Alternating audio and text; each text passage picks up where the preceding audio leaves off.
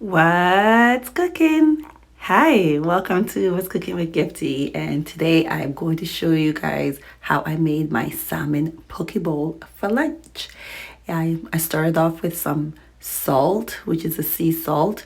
You're going to need sesame oil. You're going to need fresh vegetables, any fresh vegetables that you like of your choice, you add with it. But the main key is the fresh salmon.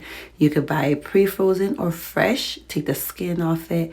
I sauteed it in the on the stove with the sesame oil. Added all of the ingredients: pepper, onion, garlic, ginger, mix it all up until it's a little bit golden brown.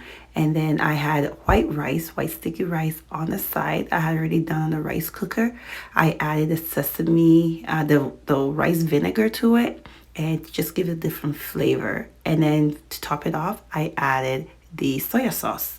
So it's very, very simple, but in here you will see that I add a little bit of nuts and almonds and things like that to mix it up. You can do that. In the salad mixture I have here, I bought one of those pre-mixed salads, kales and things like that that come with it, so you're not making anything off scratch, because this is for lunch. It's a short term, you're making it quick and easy to eat, and that's what I did. So the main hard work I did was just chopping up the onions, the cucumbers, and the mushrooms, just to mix it up and give it a nice fresh taste to it. Nothing is frozen, everything is sort of made fresh, but a lot of it is pre-done.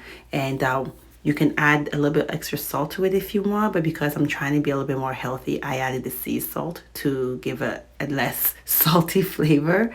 And when it's done, as you can see here, I'm just mixing it up with the salmon. Again, when you saute the salmon on the stove, you don't need that much oil, just a little bit to make it brown. And then you mix it up and then serve it and enjoy your meal. So thank you for watching. This is quick and easy, and that's what's cooking with Gifty.